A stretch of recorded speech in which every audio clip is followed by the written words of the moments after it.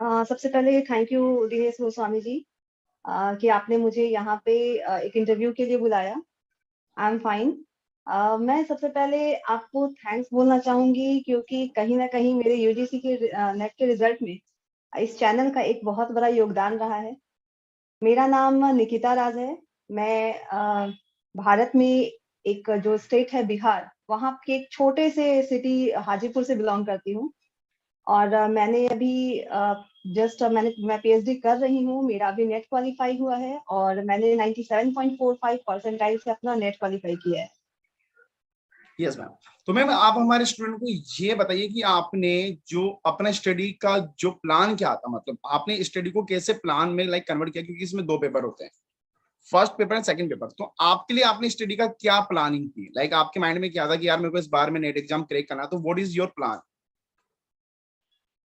देखिए, सबसे पहले मैं तो ये कहना चाहूंगी कि कोई भी स्टूडेंट होता है, अगर वो किसी भी फील्ड में, ऐसा नहीं कहते कि यूजीसी नेट हो या वो किसी भी किसका अगर प्रोफेशन करते हैं, तो सबसे पहले उनके दिमाग में आता है कि मैं स्टार्ट कहाँ से करूँ।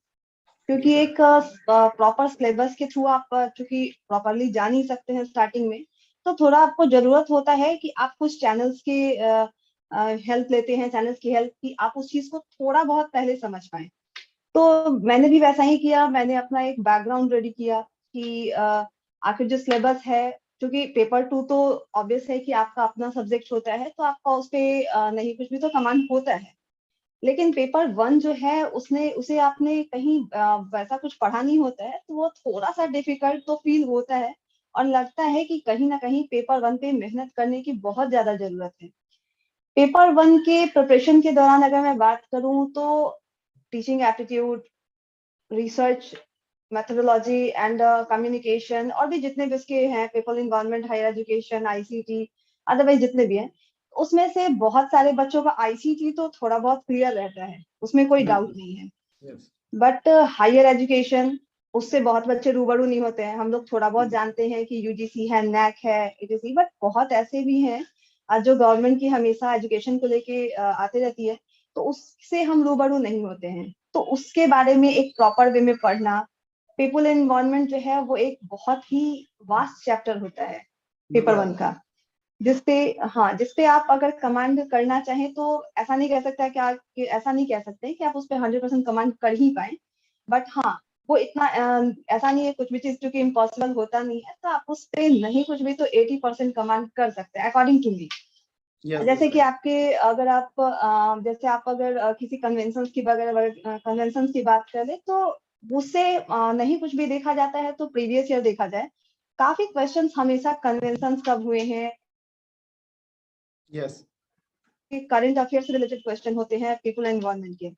तो आप उससे भी जो है अपना प्लानिंग कर सकते हैं कि आप पीपल एनवायरनमेंट को किस तरह से पढ़ें। बिल्कुल। नेक्स्ट आपका अगर बात करें तो आईसीटी, आईसीटी जो कि बहुत वास्ट है नहीं, उसमें अगर आप एक नॉर्मल जो बच्चे जो 6 मंथ का कोर्स करते हैं, डीसीए जिसको कहते हैं, basic MS Word, Excel, PowerPoint, yes. उतना भी पढ़ते हैं और बेसिक कुछ जानकारी रखते हैं, तो आपका आईसीटी कंप्लीट करने में मुझे नहीं लगता कि वैसा कुछ आपको प्रॉब्लम होगा। यस। मैं एक सजेशन देना चाहूंगी बच्चों को कि डीआई पे आपका बहुत अच्छा कमांड होना चाहिए, क्योंकि बिल्कुल। वो जो है आपका एक ऐसा सेक्शन होता है पेपर 1 में जो आपको एक क्वेश्चन में एटलीस्ट 5 नंबर आपको वो गेन करवाता है। बिल्कुल मैम। डीआई का क्वेश्चन चूंकि 5 होता है, 5 इंटू 10 10 वो आप 10 करता है, तो उस पे आपका काफी अच्छा पकड़ होना चाहिए। और मेरे ख्याल से जो लोग मैथ्स के सेक्शन को, और डीआई में कुछ ज्यादा होता नहीं है, एवरेज है, प्रॉफिट लॉस या एक्सेट्रा, ही सिंपल सा जो कुछ मैथ्स होता है, उसी के बेसिस पे आपका एसआईसीआई का इधर कुछ क्वेश्चन देखा जा रहा है कि इनपुट किया जा रहा है, तो थोड़ा सा उस पर भी अगर आप कमांड कर ले तो डीआई नो डाउट आपके लिए काफी बेनिफिशियल प्रूव होता है। और रहा सवाल मैथ्स एंड लॉजिकल रीजनिंग का, रीजनिंग भी कोई बहुत वास्ट नहीं होती है, आप इजिली बना सकते हैं। यस। सीरीज का क्वेश्चन इस बार इसमें मेरे एग्जाम में काफी थोड़ा सा डिफिकल्ट लेवल का था, बट मैंने उसमें प्रॉपरली 10 मिनट्स मैंने एक सीरीज पे दिया। But 10 minute. उसको, हाँ, फाइनली उसको बना के 10 मिनट एक सीरीज में, वो क्योंकि वो काफी अच्छा, उसका मतलब ऐसा नहीं था कि कोरिलेशन काफी नजदीक से दिख रहा था, वो काफी डिस्टेंस का उसका कोई, जैसे कि था ऐसा क्वेश्चन था कि 2 का क्यूब है 8 है, फिर आगे जाके एक गैप जो है वो 2 से 4 का, 4 से 6 का, उसका क्यूब, फिर 2 से 4 के बीच क्या है, वो एक अच्छा खासा गैप वाला क्वेश्चन था। तो यस। दिमाग वहां मेरा कुछ ज्यादा लगा, नो डाउट, बट मैंने ओवरऑल एग्जाम देने के बाद अपने एटलीस्ट 20 मिनट बचा लिए थे, जिसमें कि मैं ओवरऑल रिव्यू कर पाऊँ कि मैंने क्या दिया है पेपर में, क्योंकि वो रिव्यू करना आपका बहुत जरूरी होता है कि आप एक बार देख लो कि आपने पेपर में क्या, क्योंकि बहुत बच्चे होते हैं जो हड़बड़ाहट में गलत कर जाते हैं आंसर बिल्कुल। को। अगर आप बैठे हुए हो तो मुझे नहीं लगता कि एग्जाम जो आवर का होता है उसमें आप 3 आवर ही लेंगे, आप उसे 2.5 घंटे में कंप्लीट कर सकते हैं। तो मैंने भी लगभग वही 2 घंटे 40 मिनट लिए और 20 मिनट मैंने बचा के रखे, जिसमें से 10 मिनट मैंने, क्योंकि मेरे दिमाग में था कि ये एक नंबर भी मेरा रिजल्ट अच्छा या खराब कर सकता है, बिल्कुल तो मैम, मैंने बिल्कुल। उसे छोड़ा नहीं। और बाकी हाँ, उसके बाद मैंने अपना जो पूरा मेरा पेपर था उसको मैंने 10 मिनट पर रिव्यू। कुछ क्वेश्चन तो काफी, अब तो चूंकि पेपर 2 होते हैं तो पेपर 2 में काफी फैक्चुअल क्वेश्चन भी थे कॉन्सेप्ट के, बट अगर पेपर 1 के बारे में मेरे से पूछा था, जो फोकस वाला सेक्शन है वो आपका टीचिंग एप्टीट्यूड है, रिसर्च रिसर्च है। मेथोडोलॉजी है, कुछ ऐसे जैसे कम्युनिकेशन है, वो आपके टीचिंग एप्टीट्यूड से काफी, उसमें आपको लगेगा कि अरे कुछ पॉइंट तो इसमें हम लोग बिल्कुल। कंबाइन किए पढ़ लेंगे तो दोनों क्लियर हो जाएगा। यस। हाँ, वैसा ही सेम आपको थोड़ा बहुत आगे भी काफी मतलब सिमिलैरिटी आपको दिखेगी कि हाँ ये है, और वो पढ़ना आसान हो जाएगा। दूसरा कि बहुत लोग बोलते हैं कि पेपर 1 पे जो है वो ज्यादा फोकस करना चाहिए, पेपर 2 पे, बट मेरा मानना है कि आप दोनों में एक अच्छा कोऑर्डिनेशन बना के रखें, क्योंकि अगर कोऑर्डिनेशन अच्छा नहीं होगा, पेपर 1 में बेशक आपको पास करना जरूरी है और आपको एक अच्छा कोशिश कीजिए हमेशा कि आपका 30+ नंबर हो, बट पेपर 2 जो है वो भी आपके रिजल्ट में, वो भी क्या, वही रिजल्ट में वही एक बहुत काफी बड़ा इम्पोर्टेंट है। योगदान देता है, क्योंकि वो 100, बिल्कुल, क्योंकि वो 100 क्वेश्चन उसमें होते हैं, तो आपके रिजल्ट लाने में वो हेल्पफुल होता है। बहुत बच्चे उसमें बैलेंस नहीं कर पाते हैं, और जैसे पेपर 1 पे अगर ध्यान दिए तो पेपर 2 उनका बेकार हो जाता है, पेपर 2 पे ध्यान दिए तो पेपर 1 बेकार होता है। तो यस। मेरा कहना ये है कि आप दोनों में एक प्रॉपर कोऑर्डिनेशन बनाइए, और कोऑर्डिनेशन में बेशक आपको पेपर 2 को ज्यादा टाइम देना चाहिए, नो डाउट उसका सिलेबस बहुत वास्ट होता है, सब्जेक्ट का कोड आपका जो भी हो, बट पेपर 1 को भी डेली, मैं ये नहीं कहती कि आप डेली 10 का 10 यूनिट पढ़ जाइए, डेली एटलीस्ट आप एक टाइम बना लीजिए, और एक दिन में कम से कम आप 2 यूनिट को तो पढ़ ही सकते हैं। आप में वार्निंग है कि आप, हो सकता है 1 यूनिट पढ़ने में आपको अच्छा लग रहा हो तो पहले एक को पढ़ के खत्म कर लीजिए, लेकिन एक चीज का ध्यान रखना चाहिए कि एग्जाम आने से पहले आपका सारा सिलेबस खत्म हो जाना चाहिए। अगर नहीं भी हुआ है, आपने जितना पढ़ा है उसको वहीं पे, और उसके बाद आप PYQ तो वो तो कहें कि एग्जाम के लिए काफी जरूरत होता है, मॉक टेस्ट देना आप शुरू कीजिए, जैसा कि मैं भी फिलअप फॉर्म से जुड़ी, और काफी अच्छा ये चैनल है, मैंने मॉक टेस्ट यहीं से दिया था और काफी हेल्पफुल रहा। एंड थैंक यू कहना चाहूंगी कि आज मेरा रिजल्ट है और मैं आपके सामने इंटरव्यू दे रही हूँ। Thank you ma'am. और मैम सबसे इम्पोर्टेंट चीज होती है कि टाइम को कैसे मैनेज करना, लाइक यू आर गर्ल्स हो गया, आप गर्ल्स हो, तो गर्ल्स के लिए लाइक घर को भी हैंडल करना है, काफी काम होते हैं, लाइक खाना बनाना, वो एवर बहुत सारे काम होते हैं, फैमिली को भी लाइक देखना पड़ता है, फिर स्टडी अलग से। तो आप गर्ल्स के लिए क्या ऐसा मैसेज देना चाहोगे कि वो फर्स्ट टाइम में नेट एग्जाम क्लिक हो जाए? काफी लोग का, गर्ल्स का मैसेज था कि सर हमारा फर्स्ट टाइम में होगा नहीं होगा, तो क्या मैसेज और आपकी क्या प्लानिंग थी, स्टडी का जो प्लान क्या था, टाइम टेबल क्या था आपका स्टडी का? देखिए, मैं इसमें मैं ये कहना चाहूंगी कि सपने जब आप खुद देखने लगते हैं तो आपके आसपास आपके पेरेंट्स भी आपको सपोर्ट करते बिल्कुल। हैं। ऐसा नहीं है, अगर आप पढ़ना, अगर आप ऐसा है कि दिन में कभी 1 घंटे पढ़ लिए तो पेरेंट्स को भी लगेगा कि एज यूजुअल जैसे लोग पढ़ते हैं वैसे पढ़ रहे हैं बच्चे, बिल्कुल राइट। बट आप जब उसमें अपना फुल डेडिकेशन देते हैं तो पेरेंट्स को भी दिखता है। और एक बहुत अच्छा कहा है किसी ने कि अगर आप फ्री होते हैं, बच्चा कहता है कि मैं पढ़ नहीं पाता हूँ, मुझे घर में बहुत डिस्टर्बेंस होता है, आप बिल्कुल। डिस्टर्ब तब होते हैं जब पेरेंट्स आपको फ्री देखते हैं। आप फ्री देखेंगे, यस। आपको बोला ही जाएगा ये कर लो वो कर लो, आप खुद को पढ़ाई में लगाइए। कोई अगर देखेगा कि आप पढ़ रहे हैं, ट्रस्ट में कोई नहीं कहेगा आपसे कि उठ के ये काम कर लो। लगता है कि चलो बच्चा मेहनत कर रहा है, कुछ अच्छा कर रहा है, तो उसे पढ़ने दो। बिल्कुल। के साथ ये समस्या होती है कि उन्हें चूंकि घर के काम भी होते हैं, नो डाउट, बट मेरे साथ तो खैर काफी सपोर्ट रहा। देखिए घर में भी काम कुछ ऐसे होते हैं, ऐसा है नहीं कि सारा बर्डन आपके खुद के ऊपर है, आपके बिल्कुल घर मैम। में और भी लोग होंगे। तो आप एक कोऑर्डिनेशन उनके साथ बैठाइए कि मुझे पढ़ने के लिए टाइम चाहिए, कुछ ऐसे काम जो कि मेरे टाइम के अनुसार हो सकता है मैं वो काम कर लूंगी, रेस्ट जो बचा वो आप कर लीजिए। तो उस तरह से कोऑर्डिनेशन बना के आप वो कर सकते हैं। मेरे साथ भी ये समस्या हुई। मेरा चूंकि आदत था कि मैं सुबह उठ के फर्स्ट नींद खुलते ही मैं थोड़ा फ्रेश हुई और मैं पढ़ने बैठ जाती थी। वो मेरा चूंकि मॉर्निंग की पढ़ाई कहा जाता है कि काफी अच्छा यस, होता है, बहुत काफी लोग इम्पोर्टेंट। आफ्टरनून में पढ़ते हैं, बट मुझे मॉर्निंग में पढ़ना काफी अच्छा लगता है। तो मुझे लगता था कि नहीं, वो मैं मॉर्निंग का जो समय है वो मैं किसी को नहीं दे सकती, वो मेरा है और वो मुझे खुद पे इन्वेस्ट करना है। बिल्कुल। तो मैं जब नींद में भी रहती थी तो मुझे ऐसा हंट होते रहता था कि उठ जाओ, अब नहीं सोना है, तुम्हारा टाइम ओवर हो गया। तो वो मुझे सोने नहीं देता था। कभी कभी ऐसा भी हुआ है कि मैं रात में सपने में पढ़ती थी, अरे तो वो भी भगवान। मुझे काफी परेशान, मतलब ऐसा होता था कि मैं नींद में कभी उठ के ऐसा भी हुआ है कि नींद में कभी लगता था कि मैं उठ के पढ़ने लगूं, फिर लगता था कि चलो थोड़ा रेस्ट जरूरत है, अभी सो लेते हैं, कल पढ़ लेंगे, वो भी सीन था। तो मतलब वो हंट आपके दिमाग में करते रहता है। मतलब कहते हैं ना कि सपने वो देखो जो आपको सोने नहीं दे रहे। तो मेरे बिल्कुल साथ भी सही। सेम वही सीन था। मेरे सपने मुझे सोने नहीं दिए हैं, और अब जब मेरे रिजल्ट आ गए हैं तो नो डाउट अब काफी मैं रिलैक्स हूँ। अब काफी। तो मेरे साथ बिल्कुल बिल्कुल, तो मेरे साथ भी सेम वही सीन था, मैं सो नहीं पाती थी मीन्स आपका मॉर्निंग में। कहना है कि उठते सपने देखना जरूरी है और उनको साकार करना जरूरी है। लाइक काफी लोग कहते हैं कि मेरा जारे करूंगा बिल्कुल करूंगा, वो लोग करते नहीं है। अब लाइक मैम ने बोला कि उनको सपने में भी स्टडी का कुछ आ रहा है, तो दिस ट्रू। अगर आप किसी बारे में ज्यादा लाइक ध्यान करते हो या स्टडी करो तो सपनों में भी आ रहा है। तो मेरा स्टूडेंट का सभी का कहना है कि प्लीज आपका टाइम टेबल भी होना चाहिए और आपका फोकस होना काफी इंपॉर्टेंट है, ठीक है। और देखिए जैसे मैम ने बोला कि फैमिली सपोर्ट करती है, और ये बिल्कुल रियलिटी है।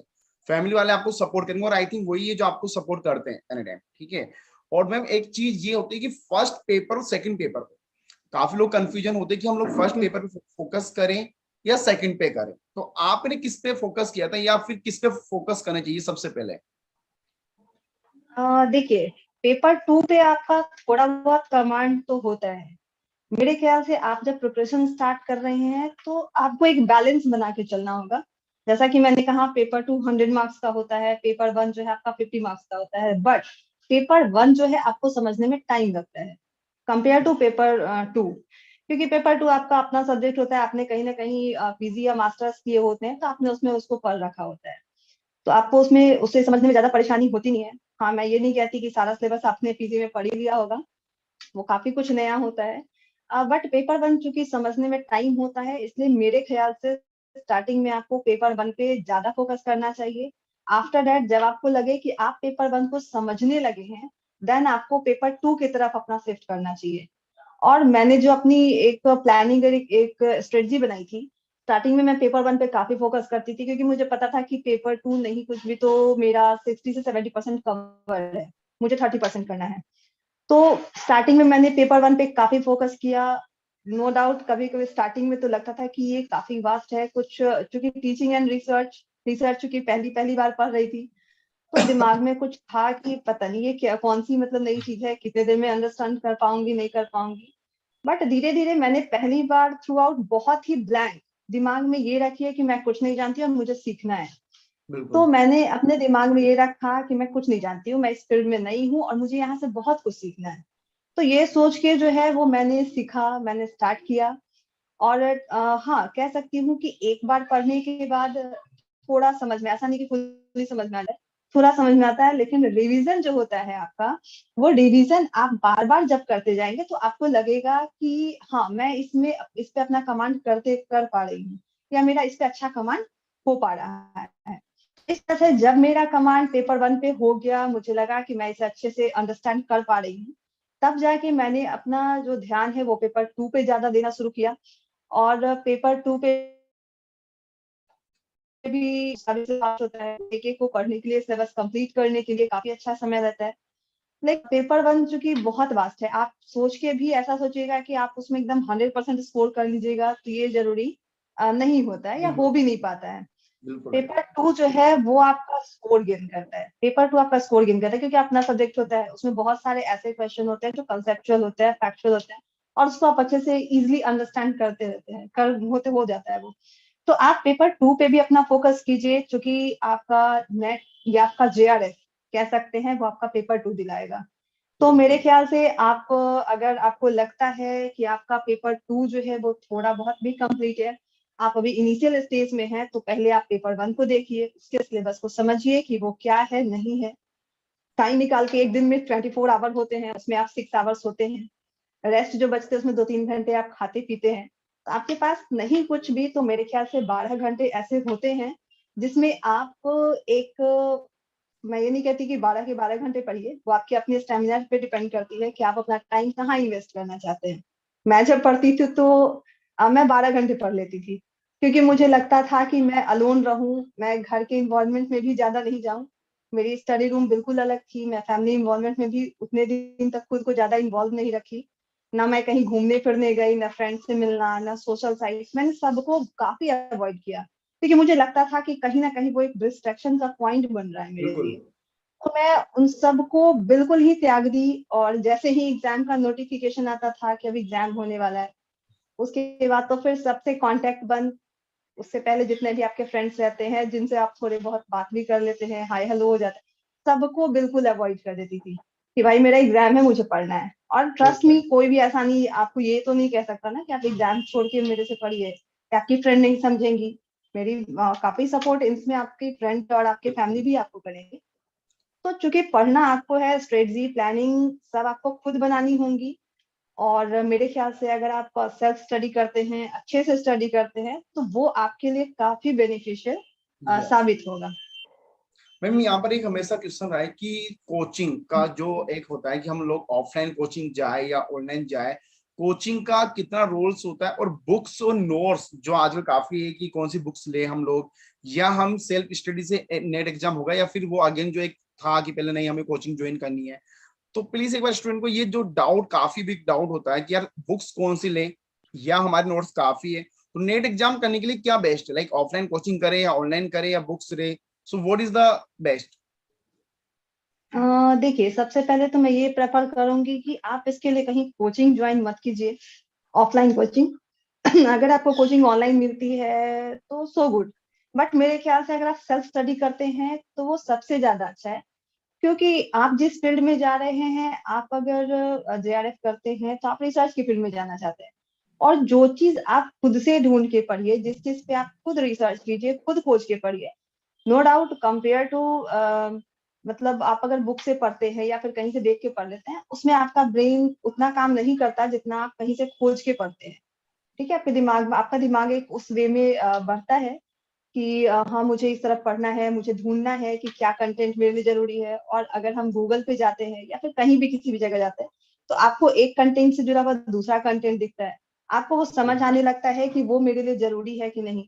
तो ऐसे करके आप एक के थ्रू दूसरा, दूसरे के थ्रू तीसरा, आप नॉलेज एक गेन करते चले जाते हैं। तो कहीं ना कहीं आपके लिए बेनिफिशियल होगा। आपको किसी ऑनलाइन एजुकेटर को भी फॉलो कर सकते हैं, क्योंकि वो आपको काफी अच्छा दिशा निर्देश देते हैं। लेकिन किसी पे भी टीचर हो या एजुकेटर कोई भी हो, फुल्ली उन पे भी डिपेंडेंट नहीं रहिए, क्योंकि बिल्कुल। किसी की भी अपनी है। तो आप, क्योंकि रिजल्ट आपको देना है, तो आपको देखना है कि आप एक किस वे में जाएं कि आप जल्दी से जल्दी उस चीज को अचीव कर पाए।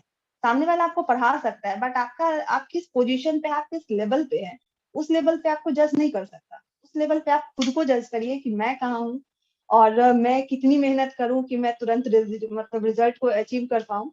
तो ये आपको करना होगा। और मेरे ख्याल से कोचिंग ऑफलाइन तो नहीं ही करनी चाहिए, क्योंकि उससे कहीं ना कहीं आपका टाइम वेस्ट होता है, टाइम किल होता है। बिल्कुल। क्योंकि आप कहीं जाते हैं तो आपका नहीं कुछ भी तो जाने आने का भी अगर देख ले तो 2 घंटे आपके उसमें जाते हैं। अगर शिफ्ट अलग अलग कर दिया गया तो वो अलग है।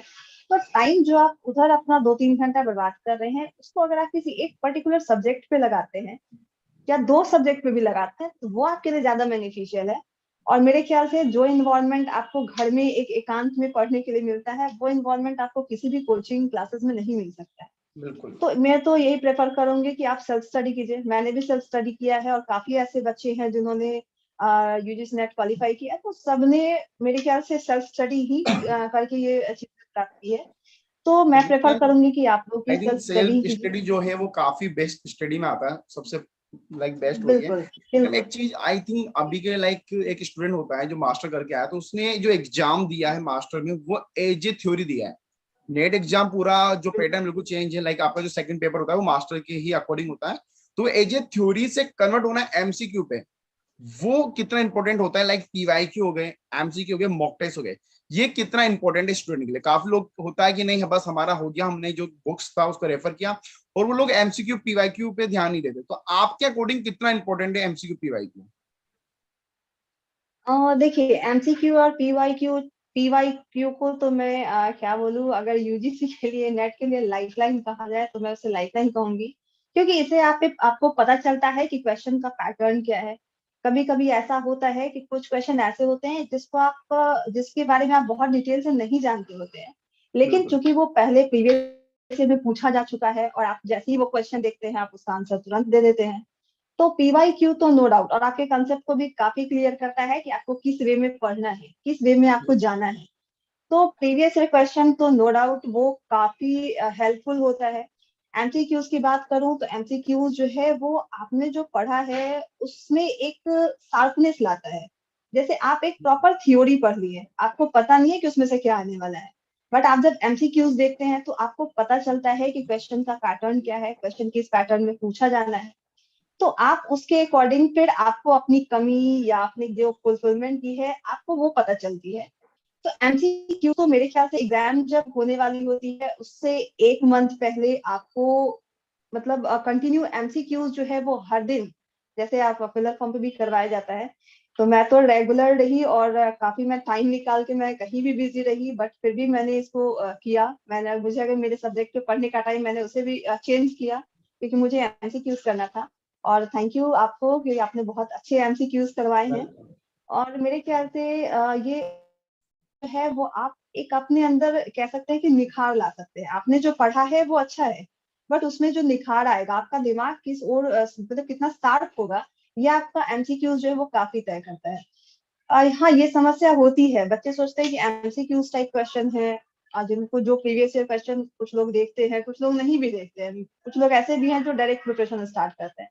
बट मैं कहना चाहूंगी कि आप सबसे पहले प्रीवियस ईयर क्वेश्चन देखिए, क्वेश्चन का पैटर्न समझिए, वो किस वे में पूछ रहा है उसको देखिए, और दूसरा उसी के अकॉर्डिंग जो है वो अपने प्रिपरेशन में चलते रहिए। और एमसीक्यूज अगर आपको ऐसा नहीं 1 मंथ 2 मंथ 3 मंथ कंटिन्यू आप उसमें जितना ज्यादा, और लाइव क्लासेस भी दिए, लाइव क्लासेस भी दिए जाते हैं चैनल के द्वारा। तो ये जो लाइव क्लासेस जो है ये एमसीक्यूज के इसमें आप जब आते हैं तो एक कंपटीशन की भावना आती है कि मैं बिल्कुल। सबसे पहले आंसर दूं। Yes this right. बिल्कुल, वो काफी अच्छा, बहुत अच्छा, मुझे बहुत अच्छा लगता था कि ये एक फ्री ये दिया जा रहा है सर्विस।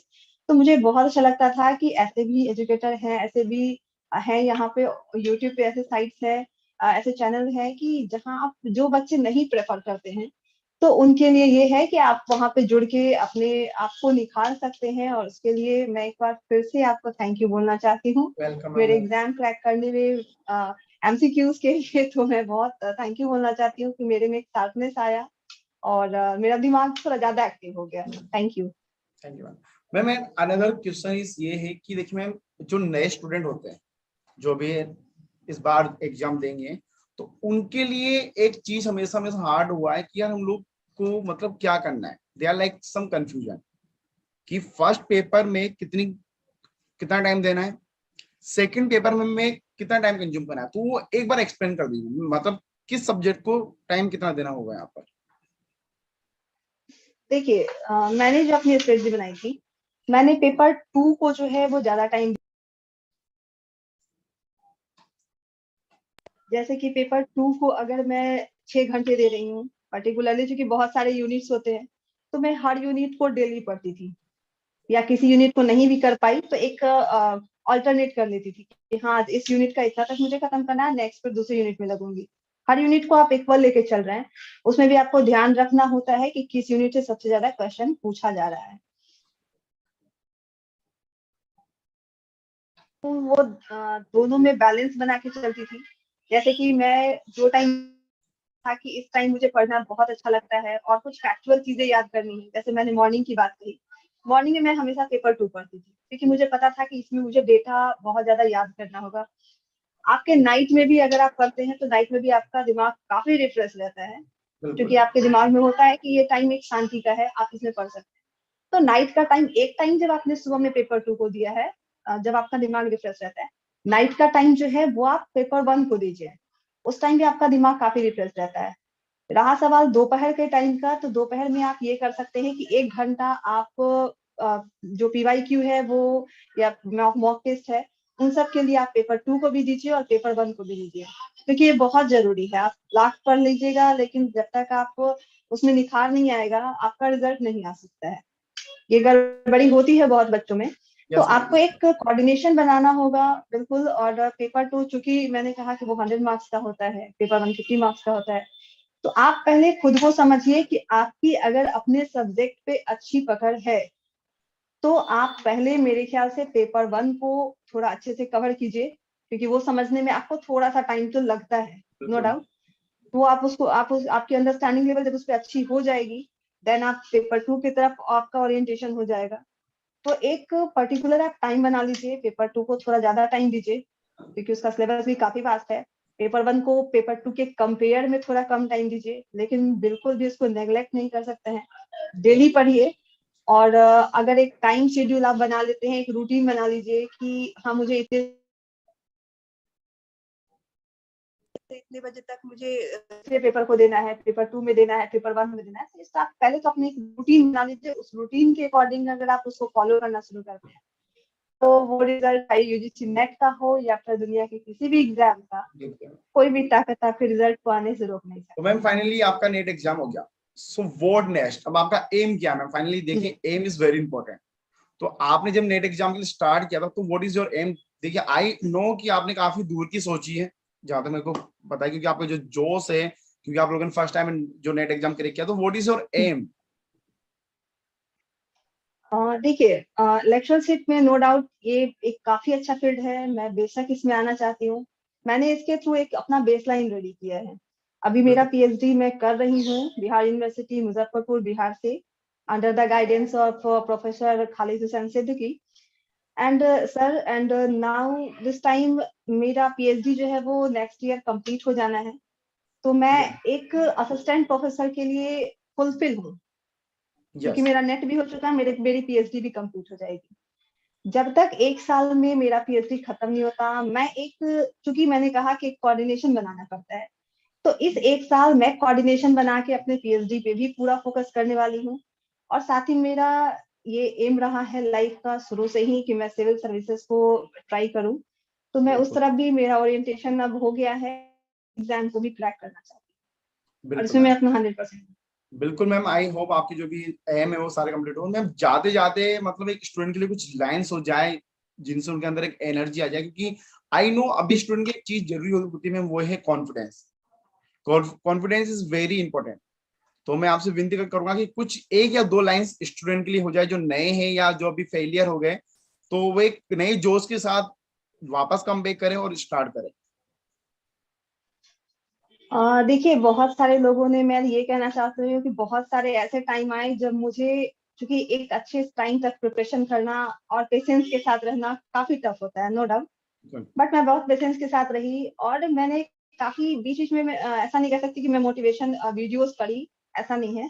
बट मैंने, जहाँ मेरी जो स्टडी रूम थी वहां मैंने सामने स्वामी विवेकानंद की एक लाइन है कि उठो जागो और लक्ष्य प्राप्ति तक रुको नहीं, वो मुझे काफी इंकरेज किया।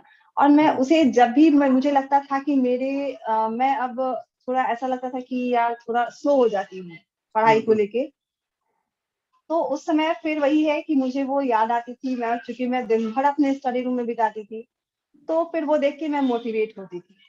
और एक बहुत अच्छा सॉन्ग है जो आपने सबने सुना होगा, ये हौसला कैसे रुके, सुने यस। हैं? Yes ma'am. हाँ, हाँ, ये हौसला कैसे रुके, ये गाना बहुत सही है। अगर आप लोग उस पर ध्यान दें, तो तब तक नहीं रुकना चाहिए जब तक आप अपने डिजायर को फुलफिल ना कर ले, जब तक आप अपनी फाइनल डेस्टिनी को ना प्राप्त कर ले। क्योंकि आप एक टाइम फील करेंगे। आप देखिए कि बहुत सारे लोग होते हैं जो कंप्लीट दिन में, एक पूरे दिन में जो है उठते हैं, खाते हैं, घूमते हैं, फोन देखते हैं, वो देखते ही अपना 24 घंटा खत्म कर देते हैं। Yes. फिर वैसे ही कंटिन्यू वीक, मंथ, ईयर, और ऐसे करते करते आपको ये सोचना होगा कि ऐसे ही करते करते आप अपने पूरे उम्र का 70 to 80 ईयर क्रॉस कर जाएंगे। और जीवन के अंतिम समय में आपको, जब आपके पास एक अच्छी पोजीशन होगी, तभी लोग आपको पूछेंगे। जिसके पास पोजीशन नहीं होती आज के टाइम में, वो उनकी कोई वैल्यू नहीं होती है। तो मैं यही कहना चाहूंगी कि आप अपनी समाज में एक ऐसी पोजीशन बनाइए कि लोग आपके साथ रहना चाहें, आपके आस चाहें, आपसे कुछ अर्जन करना चाहें। तो मैं ये कहना चाहूंगी कि आप लोग भी इस यूजीसी नेट एग्जाम को क्वालिफाई कीजिए, इस अलग अलग कॉलेजेस में जाइए और वहां अपना अच्छा कंट्रीब्यूशन दीजिए, ताकि कहीं ना कहीं समाज में जो और भी आपके स्टूडेंट हों या आपसे जुड़े जितने भी लोग हों, वो आपसे इंस्पायर हों और वो भी आपकी तरह बनना चाहें। आज आप किसी की तरह बनना चाहते हैं, कल को कोई आपकी तरह बनना चाहे, मेरे ख्याल से इससे बड़ी खुशी की बात और कोई नहीं होगी। Thank you. So I hope दोस्तों कि आपकी जो भी डाउट्स थे या जो भी क्वेरीज थी, तो मैम ने सारे सोल्व कर दिए हैं। एंड सभी को all the best and thank you so much ma'am, आपने आपका जो स्पेशल टाइम यहाँ पर कंज्यूम किया। Thank you. और आई नो इससे स्टूडेंट को काफी ज्यादा हेल्प मिलेगी। चलिए आज के लिए इतना है। Thank you so much for watching this video. Have a nice day, take care. तो मैम